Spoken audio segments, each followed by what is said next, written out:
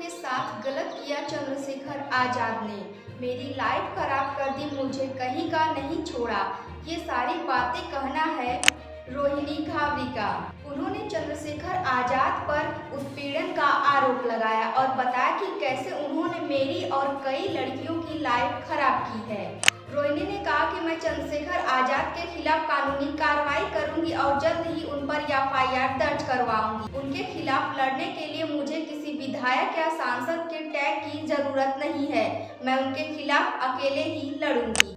चलिए अब पूरा मामला जान लेते हैं कि आखिर रोहिणी है कौन और उन्होंने चंद्रशेखर आजाद पर ऐसे आरोप क्यों लगाए हैं।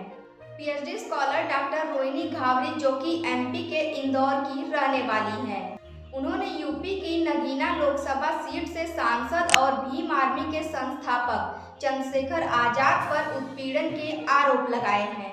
रोहिणी 2019 में हायर एजुकेशन के लिए स्विट्जरलैंड गई थी, जहां पर पढ़ाई के दौरान ही चंद्रशेखर आजाद से उनकी मुलाकात हुई, जिसके बाद दोनों लगभग 3 साल तक साथ रहे। लेकिन अब रोहिणी आरोप लगा रही हैं कि चंद्रशेखर आजाद ने मुझसे शादी का वादा कर मेरा यौन शोषण किया और जब मैंने शादी के लिए कहा तो मुझे छोड़ दिया।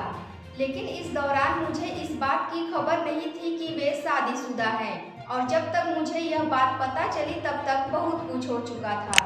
उन्होंने कहा कि ये सारी बातें मैं ऐसे ही नहीं कह रही हूँ, मैं अपनी हर बात का प्रूफ दूंगी कि कैसे उन्होंने मुझे वीडियो कॉल और चैट के जरिए धमकियां दी हैं। वहीं इस मामले को लेकर राजनीतिक पंडितों का कहना है कि चंद्रशेखर एक उभरते हुए दलित नेता हैं। ऐसे में उन पर लगे इस आरोप को राजनीतिक हमला मान रहे हैं, क्योंकि उन पर लगे इस आरोप से उनकी छवि खराब होने के साथ साथ उनके समर्थकों के बीच भ्रम पैदा होगा। लेकिन चंद्रशेखर आजाद पर लगे इन आरोपों को रुख दे रही है उनकी चुप्पी, क्योंकि इस मामले को लेकर चंद्रशेखर आजाद ने अभी तक अपनी तरफ से कोई बयान नहीं दिया है।